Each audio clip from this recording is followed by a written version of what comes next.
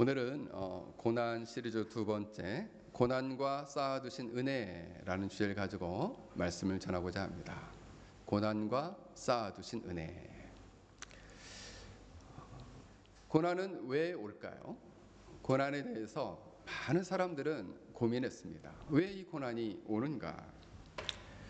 사실 오늘날 살아가는 예수를 믿는 사람들조차도 하나님을 믿으면 축복을 받지 왜 나한테 고난이 있는가라고 생각할 수 있다라는 것이죠. 그리고 신앙생활을 하면은 축복의 길이 열리지 왜 고난이 있습니까? 라고 우리도 보통 생각할 수 있다라는 것이에요. 믿음이 있고 그리고 오랫동안 신앙생활을 했던 사람들은 보통 이런 고난이 오면 이건 사탄의 강력한 시험이구나, 또는 내가 하나님께 뭔가 범죄했기 때문에 하나님께서 나에게 이런 고난을 주신 것이 아니냐라고 생각하기도 합니다. 물론 하나님께서 우리가 하나님께 범죄하고 돌이키지 않을 때에 징계로서 우리에게 고난을 주시기도 합니다. 그러나 죄를 회개하고 하나님의 용서하심을 받은 사람들이 때로는 고난을 겪기도 한다라는 것이에요. 하나님을 믿고 살아가는 거룩한 신자들도 이런 고난이 삶 속에 있을 수 있다라는 것입니다. 왜냐하면 이 세상은 큰 배가, 마치 유명한 영화에서 나오는 그 타이타닉 같은 큰 배가 마치 침몰해서 깊은 바다로 들어가는 것 같은 세상 속에서 신자가 살고 있기 때문이에요. 그래서 세상 속에 살아가는 신자는 여전히 거친 파도처럼 고난들이 올 수 있다라는 것입니다. 그러므로 하나님께서는 이 신자들에게 이 고난을 때때로 허락하신다는 거예요. 그러면 신자는 어떻게 해야 되겠는가? 이 고난 속에서 이 고통을 느끼면서 하나님께서 나에게 원하시는 그 무언가가 있구나라고 생각해야 된다는 거예요. 고난을 통한 고통이 확 오게 될 때 마음에서, 생각에서 하나님께서 이렇게 하고 경고하시는구나 라고 생각해야 되는 거예요. 비상벨이 울리는구나 라고 생각하는 것이죠. 오랫동안 이제 나병은 문둥병이라고도 하고 한국에서는 한센병이라고도 하는데, 그 한센병에 걸린 사람들을 치료하는 박사가 이런 고백을 했습니다. 나 환자들, 이런 문둥병, 이 한센병에 걸린 사람의 비극은 고난을 느끼지 못하는 것입니다. 고통을 느끼지 못하는 것입니다. 그러므로 우리에게 고통을 느끼게 하신, 고통을 느낄 수 있도록 해주신 하나님께 우리는 감사해야 합니다. 우리 몸이 조금이라도 아픈 것을 느낄 수 있으면 비로소 우리가 위험한 줄 알고 피할 수 있기 때문입니다. 여러분, 뜨거운 물이 막 펄펄 끓고 있어요. 자, 뜨거운 물에 손을 넣으면 어떻게 될까? 자, 우리 다율이 화상을 입는다. 손은 어떻게 될까? 뜨거워지. 뜨거운 물에 손을 넣으면 돼요, 안 돼요? 우리 하느미 뜨거운 물에 손을 넣으면 돼, 안 돼? 안 돼. 우리 연재 뜨거운 물에 손을 넣으면 될까, 안 될까? 안 되죠. 뜨거운 물에 손을 넣으면 뜨거워, 고통을 느껴. 이거 이 뜨거운 물에 손 넣으면 안 되겠다, 이렇게 생각을 하는 거죠. 교회에서 우리 교회 문이 있는데 문을 닫다가 손이 꼈어. 아플까 안 아플까? 그럼 어떻게 해야 될까? 조심스럽게 문을 열고 닫아야 되겠지. 응? 그래서 손이 끼지 않도록 조심해야 되는 거예요. 왜? 아프기 때문에. 이처럼 영적으로도 신자는 마찬가지입니다. 영적으로 사람이 저기 서 있어. 추우면은 저쪽까지 서 있어. 저쪽 끝에 서 있어. 의자를 좀 줘. 저쪽에 앉아 있자.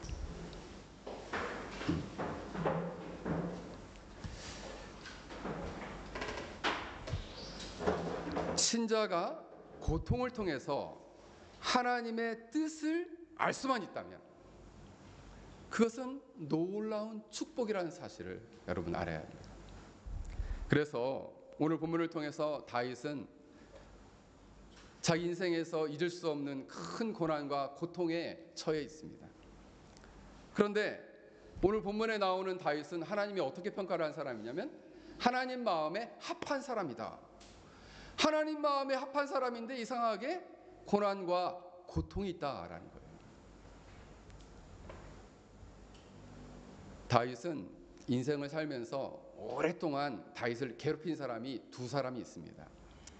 한 사람은 사울 왕이고 또 한 사람은 자기 아들인 압살롬이에요. 압살롬. 사울 왕은 자기를 이 다윗을 시기해 가지고 다윗을 죽이려고 창을 던지기도 했어요. 그랬더니 그 창이 휙 날아가서 다윗 옆에 벽에 꽂혔어요. 그래서 다윗이 뭐라고 고백했냐면 나와 죽음 사이는 한 걸음뿐이다 이렇게 생각했어요. 왜요? 사울이 계속해서 이 다윗을 미워하고 죽이려고 했기 때문이에요. 또 한 사람이 누구라고? 압살롬은 다윗의 누구예요? 아들이에요. 다윗이 너무너무 보고 싶어하고 사랑했던 아들이 압살롬이 이 다윗에게 큰 고통을 주었어요.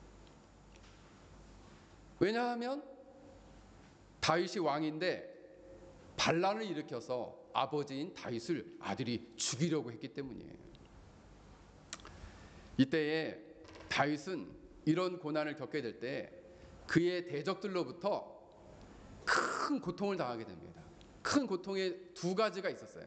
첫 번째는 뭐냐 하면 사람들이 이 다윗을 향해서 모욕하고 비난하고 그리고 업신여기고 욕을 했습니다. 다윗이 압살롬에게 막 쫓겨서 바후림이라는 곳에 도착했어요. 이 바후림이라는 곳에 이를 때에 사울의 친족인 시므이가 와서 이 다윗을 향해서 이렇게 말합니다. 이 피 흘리는 자여 그리고 사악한 자여 가거라 가거라. 이 말을 바꾸면은 살인자야 피를 흘린 살인자야 너는 가라 이렇게 얘기를 하는 거예요. 사울 족속의 모든 피가 여호와께서 내게로 돌리셨도다. 네가 왕이 되었지만 너의 왕 나라를 뺏어서 내 아들 압살롬에게 넘기셨다. 보라 너는 피를 흘린 자니 화를 자초한 것이다 라고 저주했습니다. 감히 왕에게 도망가고 있는 왕에게 저주를 했어요. 이때 다윗은 너무 고통스러워서 오늘 본문 17절 18절에 이렇게 말합니다. 여호와여 내가 주를 불러싸우니 나를 부끄럽게 하지 마시고 악인들을 부끄럽게 하사 저 스올 지옥에 떨어져서 잠잠하게 하소서. 교만하고 완악한 말로 무례히 의인을 치는 거짓 입술을 말 못하는 자가 되게 하소서. 입을 딱 막아서 말을 못하는 사람을 뭐라 그래? 말 못하는 사람을 뭐라 그래요? 자, 우리 지원이 말 못하는 사람을 뭐라 그래? 몰라. 그래? 우리 시우 말 못하는 사람은 뭐라 그래? 벙어리로 만들게 해주십시오. 왜? 비난하고 모욕하고 욕하니까 그렇게 기도를 했어요. 다윗이 얼마나 화가 났으면 벙어리가 되게 해주십시오 이렇게 기도를 한 거예요. 또 하나의 공격은 다윗을 죽이려는 음모를 가지고 다윗을 공격하는 사람들이 있었다는 거죠. 놀랍게 압살롬은 다윗에게 반란을 일으키기 위해서 4년 넘게 준비를 했어요. 그리고 사람들이 다윗을 너무 사랑하는데 사람들의 마음을 야금야금 빼앗아 갔어요. 야금야금 빼앗아 갔어요. 그래서 결국 자기를 대적하고 죽이려고 했다는 거예요. 그래서 이 다윗은 너무 고통스러워서 5절에는 이렇게 말합니다. 주여 내 영혼을 주님의 손에 맡깁니다. 이 말은 뭐예요? 나를 죽여주세요 이런 말이에요. 나 너무 죽을 것 같아요. 나 이 고난과 고통 때문에 죽을 것 같아요. 나를 좀 죽여주세요. 라고 고백하고 있어요. 그런데 이렇게 고통이 오니까 신체적으로 다윗에게 증상이 나타났어요. 육체적인 온몸에서 통증이 있는 거예요. 자, 우리 친구들 한번 손 들어볼까? 나는 요즘 온몸이 좀 아프다 하는 친구 손 들어보세요. 우리 현진이 몸이 좀, 지혜리도 몸이 아파? 어디가 아파? 딱히 생각은 안 나? 몸이 아프다. 근데 몸이 아픈 정도가 아니고 뼈까지 새하얘졌습니다 라고 얘기해요. 뼈까지 아프다는 거예요. 근데 더 고통스러운 것은 영혼도 아프다는 거예요. 영혼까지 아프다는 거예요. 그리고 가장 힘든 고통이 찾아왔어요. 그것은 바로 뭐냐면 자기가 이렇게 쫓겨가게 되었을 때 자신이 너무나 사랑했던 지인들, 사랑했던 이웃들이 자신을 따돌리고 배신하고 뒤돌아서는 것이었어요. 그가 원수에게 쫓기게 되자 많은 사람들이 그를 못 본 채 하고 외면했습니다. 11절에 보면 내가 모든 대적 때문에 욕을 당하고 내 이웃에게서 심히 당하나 내 친구가 놀라고 길에서 보는 자가 나를 피하였나이다. 마치 내가 죽기라도 한 듯이 나를 기억하지도 못합니다. 나는 깨어진 질그릇같이 됐습니다. 깨진 그릇이 됐습니다. 나를 본체만 채합니다. 친구들이 여러분을 본체만 채하면 어떨까요? 어떨 것 같아? 우리 선유 어떨 것 같아? 우리 온유 친구들이 본체만 채해 학교 가도 기분이 좋을까? 기분이 나쁘겠죠. 다윗은 왕으로서 온 백성들에게 사랑을 받았던 사람이에요. 그런데 왕을 보고 이제 사람들이 막 피해요. 외면해. 그리고 도와주려고 하지도 않아요. 이상하게 우리가 고통을 당하고 어려움을 당하고 힘들 때가 오면 사람들이 더 멀리 떠나게 돼요. 그리고 가까이 와서 위로해주고 가까이 와서 격려해주는 사람을 찾기가 매우 어렵다는 거예요. 그래서 다윗은 대적들의 공격 가운데서 가장 힘들었던 게 바로 뭐냐? 사랑하는 사람들의 배신이었대요. 그게 더 고통스러웠다는 거예요. 고통의 고통을 더 많이. 근데 가장 사랑했던 누구예요? 아들이에요, 아들. 근데 그 아들이 자기를 죽이려고 하는 거예요.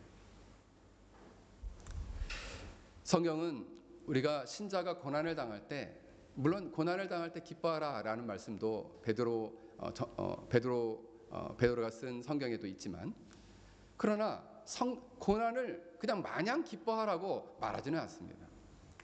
마음이 괴로울 때, 괴롭고 슬플 때 울라라고도 말하고 있어요. 예수님께서도 나사로가 죽었을 때 마르다 마리아가 울고 있을 때 가서 이 나사로가 죽은 것을 보고 함께 우셨어요. 왜냐하면 그들을 위로하신 것이죠.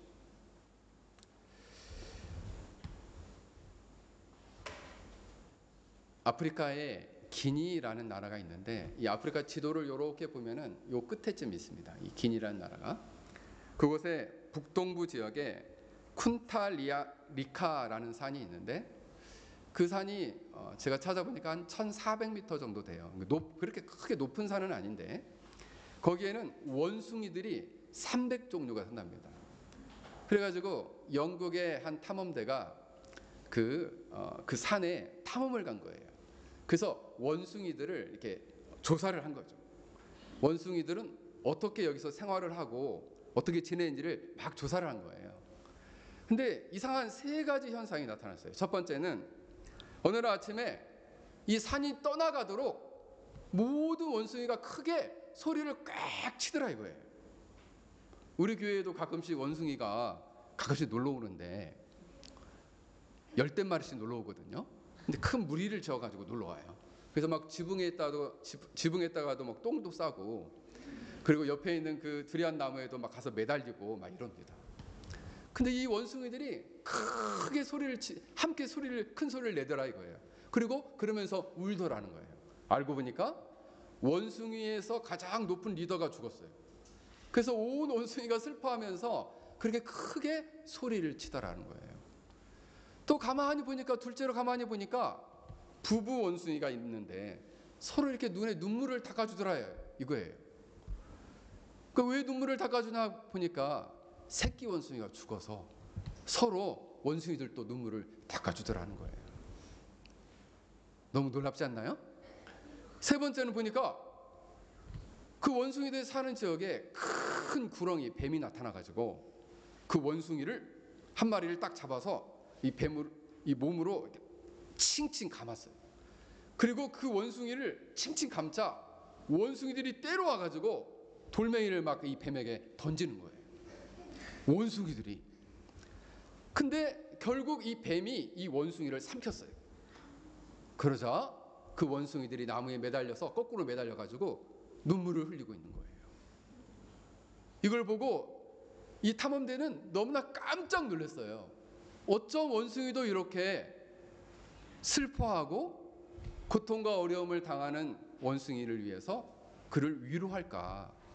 그래서 그 탐험대 대원들은 영국에 돌아와서 아픔과 고통을 공감하지 못하는 사람, 그리고 그들을 위로하지 못하는 사람은 저 아프리카 기니에 있는 이 콘타리카 산으로 한번 가서 원숭이를 가서 한번 봐라 라고 말해줬답니다. 왜요? 그렇게 고통당하는 사람들이 고통당하고 슬픔 가운데 있을 때 그들을 위로하는 것이 필요하다라는 거예요. 원래 위로라는 단어는 헬라어로 파라클레이시스입니다. 근데 이 단어는 곁으로 부르다라는 의미가 있어요. 곁으로 불러서 외롭고 고통스럽고 슬플 때에 따뜻하고 부드럽게 그를 대해줘라 이런 말이에요. 곁으로 부르다. 물론 참된 위로는 성령 하나님께서 그리스도 안에서 우리를 위로해 주십니다. 그러나 우리 주위에 이처럼 다윗과 같이 온몸이 아플 정도로 영혼이 고통스럽고 삶에 심한 어려움을 겪고 또 사람과의 관계에서 많은 사람들에게 외면받고 고통하는 그들을 같이 외면하고 같이 모욕하고 함께 공격하지 말고 그들을 위로하고 격려하고 따뜻하게 대해줘라라는 거예요. 사랑하는 성도 여러분, 이번에도 우리 교회에 우리 선유가 아파가지고 병원에 일주일간 입원을 했었는데 참 감사하게도 우리 교회 성도들이 의무로양으로 가서 병문안도 하고 그리고 따뜻하게 가서 기도도 해주는 모습들을 보면서 참 감사했습니다. 우리 패랑 열린교회가 살아있구나, 이걸 좀 느꼈습니다. 그런 공동체가 돼야 됩니다. 공동체 안에서의 아픔을 겪고 있는 분들을 돌아보고 그리고 그들을 위해 함께 울면서 그들의 아픔을 위해서 기도해주고 그때에 참으로 그 사람들의 마음 안에 고통과 아픔이 치료되고 회복될 수 있다라는 것입니다. 사랑하는 성도 여러분, 우리는 주의 고난과 고통 속에 슬퍼하는 자가 있다면 그들이 믿음 안에 승리할 수 있도록 따뜻한 사랑과 애정을 가지고 그를 섬겨주며 기도해주는 복된 신자들이 되길 주의 이름으로 간절히 축원합니다. 그렇다면 오늘 고난을 당하는 다윗은 어떤 태도로 하나님께 나아가고 있는가? 놀랍게도 그는 21절에 보면 이 고난 중에 뭐라고 했냐면 여호와를 찬송할지어다 라고 말하고 있어요. 여호와를 어떻게 하라고? 우리 하준이 찬송하라. 고난 중에 있는데 여호와를 찬송하라는 거예요. 고통 중에 있는데 뼈가 쇠하고 온몸에 통증이 있는데 여호와를 찬송하라. 목사님, 다윗 좀 이상하게 된 거 아니에요? 왜 고통 중에 찬송하고 감사하고 있죠? 다윗 너무 이상한 거 아니에요? 우리 이렇게 생각할 수 있습니다.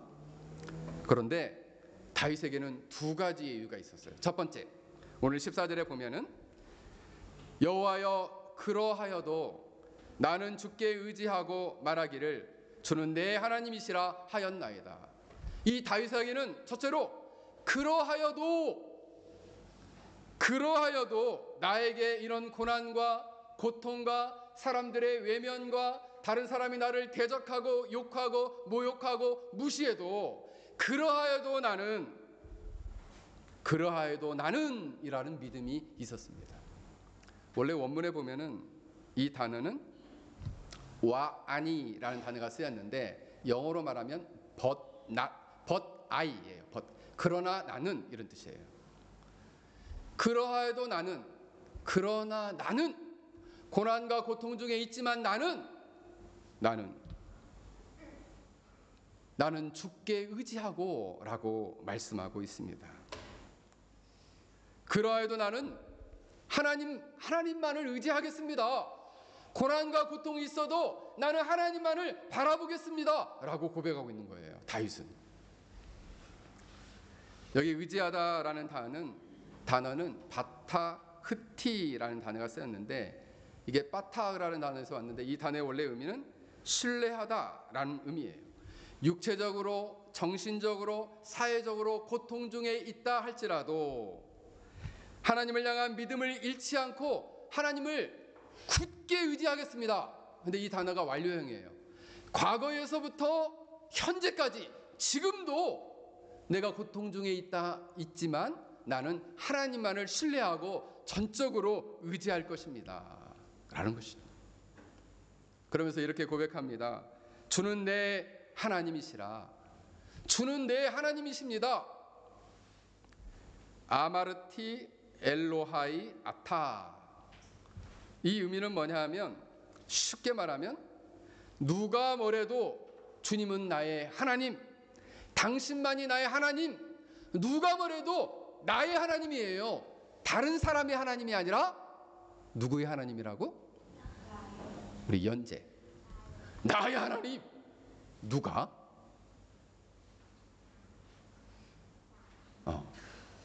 나의 하나님이 나의 하나님이다. 고난과 고통 중에 있어도 하나님은 누가 뭐래도 나의 하나님이에요. 이 엘로하이는 엘로힘 하나님이에요. 전능하신 하나님이 나의 하나님이에요. 이 고난과 어려움을 이겨낼 수 있는 그 전능하신 하나님이 나의 하나님이에요 라고 고백했습니다. 나는 깨어진 그릇 같고 살아있는 시체와 같은 뼈다귀와 같은 존재이지만 나는 그래도 하나님만을 의지합니다 라고 고백하고 있는 것입니다. 욥이 재난을 당해서 모든 재산이 다 없어져 버렸어요. 그 많던 양 5,000마리부터 해가지고 소 1,000마리, 그 수많은 당나귀 1,000마리, 그 수많은 재산들이 다 없어졌어요.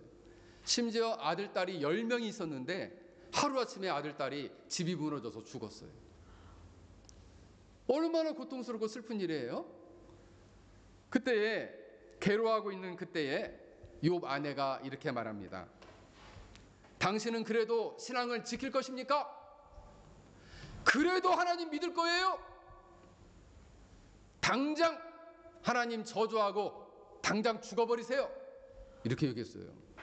아내가 위로를 못할 망정 저주를 한 거예요.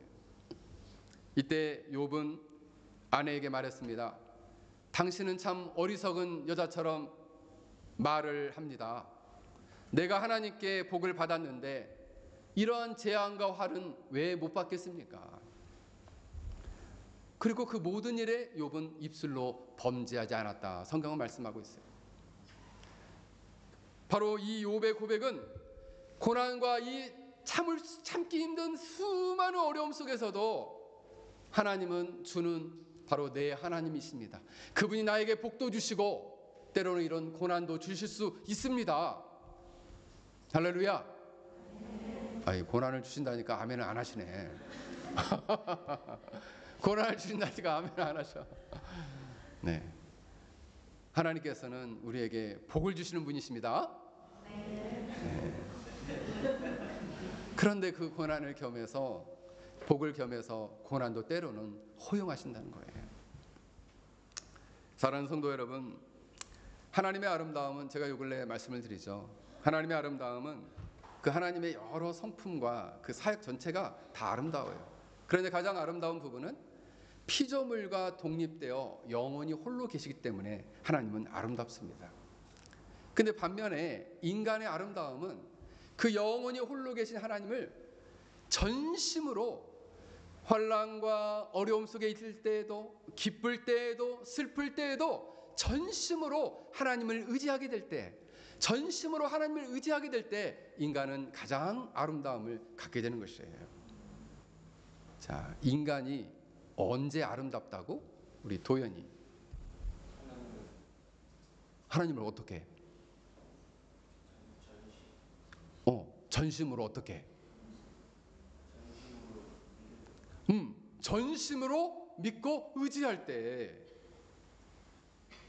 하나님을 전심으로 믿고 슬플 때나 기쁠 때나 비가 올 때나 해가 쨍쨍할 때나 더울 때나 좀 덜 더울 때나, 그죠? 하나님을 전심으로 의지하는 것이 인간이 가장 하나님 앞에 아름다움을 간직한 모습이라는 것이에요. 사랑하는 성도 여러분, 우리 성도들은 이런 고난 중에도 여호와는 나의 하나님입니다 라는 고백을 가지고 하나님을 전심으로 의지할 수 있는 신자들이 되길 주의 이름으로 간절히 축원합니다. 둘째로 이 다윗은 고난 중에 감사하고 찬양할 수 있었던 것은 자신을 향해서 쌓아두신 은혜를 알았기 때문이에요. 자신을 향해서 하나님께서 이 고난 중에 차곡차곡 은혜를 쌓아두셨다는 거예요. 여러분, 이 쌓아두신 은혜라는 단어 중에 쌓아두시라는 단어는 차판이라는 단어가 쓰였는데, 간직하고 저장하고 예비하다, 꽁꽁 싸서 간직하여 예비된 은혜가 있다는 거예요. 그런데 여러분, 이것은 하나님을 이처럼 전심으로 환난과 고난 속에 기쁠 때나 슬플 때나 의지하는 사람에게만 이 쌓인 은혜가 보인다는 거예요. 할렐루야. 보통의 경우는요, 안 보여요. 그냥 설렁설렁 신앙생활을 하고 형식적으로나 그냥 교회만 왔다 갔다 해서는 이 쌓아두신 은혜가 절대 안 보입니다. 그런데 놀랍게도 고난과 어려움 가운데 있을 때에 하나님을 전심으로 찾는 자에게는 이 쌓아두신 은혜가 보일 뿐만 아니라 그것을 경험하게 된다라는 것이에요. 이 쌓아두신 은혜는 크게 두 가지 은혜인데, 첫 번째는 20절에 보면 주께서 그들을 주의 은밀한 곳에 숨기사 사람들의 꾀에서 벗어나게 하시고 비밀이 장막에 감추사 말다툼을 면하게 하시리니, 주의 은밀한 곳에 숨기시는 은혜를 주신다는 겁니다. 근데 그 주의 은밀한 곳이란 의미를 보면은 원문에 보면 파님이라는 단어가 쓰였는데 주의 얼굴 앞에 숨기신다 이런 말이에요. 그게 뭐냐면 주의 면전, 하나님께, 그러니까 하나님 면전 앞에 하나님을 만나게 되고 그 하나님의 특별한 은혜를 경험하는 은혜를 주신다라는 의미입니다. 하나님의 임재와 하나님을 만나면서 그 고통으로 말미암아 갈기갈기 찢어진 영혼과 그리고 육체의 고통과 사람들의 외면과 무시로부터 겪게 되는 그 아픔들을 하나님을 만나면서 하나님의 얼굴을 배우면서 싸매어지고 치료되고 회복되는 놀라운 기적의 역사가 일어난다라는 거예요. 그래서 그가 고난 중에 감사와 찬양과 영광을 올려드릴 수 있었다라는 것입니다. 어느 분이 과거 몇 년 동안 엄청나게 고난을 당해가지고 뒤를 이렇게 주위를 둘러봤대요. 이렇게 한번 여러분도 한번 둘러보세요. 이렇게 둘러봤는데 사방이 하나도 뚫려 있는 곳이 없이 다 막혀 있더라는 거예요. 그러니까 극한의 어려움에 처하게 된 거예요. 사방이 막혀 있는데 놀랍게 하나만 딱 뚫려 있더래요. 어디가 뚫려 있었을까요? 어디가? 이렇게 보니까 하늘만 뚫려 있더라고요. 우리 천정이 막혀 있는데 하늘만 뚫려 있더라. 여러분, 우리가 고난 중에 있을 때 도대체 우리 힘으로 이겨낼 수 없는 고통 중에 있을 때에 주위에 많은 사람에게 도움을 청해도 그 도움을 제대로 받을 수 없습니다.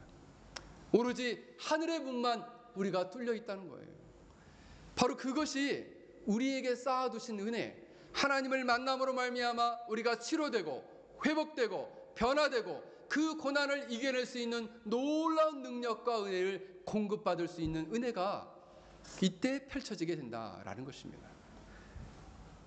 사랑하는 성도 여러분, 여러분들이 이 고난의 시기에 이처럼 쌓아두신 은혜, 은밀한 가운데 여러분을 만나주시는 하나님의 얼굴을 경험하시기를 주의 이름으로 간절히 축원합니다. 여러분, 두 번째 은혜는 넓은 곳에 세우시는 은혜. 넓은 곳에 세우시는 은혜. 7절 8절을 보면 내가 주의 인자하심을 기뻐하며 즐거워할 것은 주께서 나의 고난을 보시고 환난 중에 있는 내 영혼을 아셨으며 나를 원수의 수중에 가두지 아니하셨고 내 발을 넓은 곳에 세우셨음이니이다. 내 발을 넓은 곳에 세우시는 은혜. 여러분, 넓은 곳에 세우다 이 말은 뭐냐면 쫓기고 막 도망가는 가운데 이제는 가장 안전하고 평안한 곳으로 인도하시겠다라는 의미예요. 그 얘기는 뭐냐면 이제 고난이 끝나고 고통이 끝나고 그 고난을 극복하고 평안함과 안식을 허락하시겠다라는 거예요. 이것이 쌓아두신 두 번째 은혜입니다. 바로 여러분들이 고난과 환난 속에 있을 때 낙심하지 않고 하나님을 전심으로 의지하면 궁극적으로 이 고난을 극복하고 이기고 넓은 곳에 서게 될 것이라는 거예요. 바울은 이렇게 고백합니다. 고린도전서에 환난과 궁핍과 곤란과 매맞음과 자지 못함과 말할 수 없는 시련 속에서 허덕일 때 그가 이렇게 고백합니다. 무명한 자 같으나 유명한 자요 죽은 자 같으나 보라 우리가 살아있고 징계받은 자 같으나 죽임을 당하지 아니하고 근심하는 자 같으나 항상 기뻐하고 가난한 자 같으나 많은 사람을 부유하게 하고 아무것도 없는 자 같으나 모든 것을 가진 자로다. 바울은 인생에서 매를 맞고 그리고 환난과 궁핍과 곤란과 자지 못하는 수많은 고난이 있었지만 그는 다 극복했어요. 어떻게 해요? 넓은 곳에 세우시는 은혜를 그가 경험했다라는 거예요. 그는 아무것도 가진 게 없었지만 모든 것을 가진 자가 되었다라고 고백하고 있습니다. 오늘 말씀을 맺겠습니다. 다윗은 이렇게 고난당하는 다윗에게 오늘 다윗은 고난당하는 성도들에게 이렇게 권면합니다. 23절 24절을 보면 너희 모든 성도들아 여호와를 사랑하라. 여호와께서 진실한 자를 보호하시고 교만하게 행하는 자를 엄중히 갚으시느니라. 여호와를 바라는 너희들아 강하고 담대하라. 여호와를 사랑하라는 거예요. 고난 중에 여호와를 사랑하라. 그리고 고난 중에 강하고 담대하라. 여러분, 우리가 죽는 날까지 100% 고난을 면제받는 사람은 아무도 없어요. 고난이 없는 사람도 1%, 2%, 10%, 20% 어느 정도 고난은 모두에게 다 있다는 거예요. 자, 손 한번 들어볼까요? 우리 친구들 중에 나 요즘 고난이 없다 하는 친구 손 들어보세요. 고난이 없다 하는 친구, 나 어려움이 없다 하는 친구 손 들어보세요. 학교 자체가 고난이야. 여러분, 우리가 이런 고난 속에 있을 때에 낙심하지 말고 오늘 다윗과 같이 하나님을 전심으로 의지함으로 말미암아 쌓아두신 은혜 그리고 베풀어 주신 은혜를 경험하는 복된 성도들이 되길 주의 이름으로 간절히 축원합니다.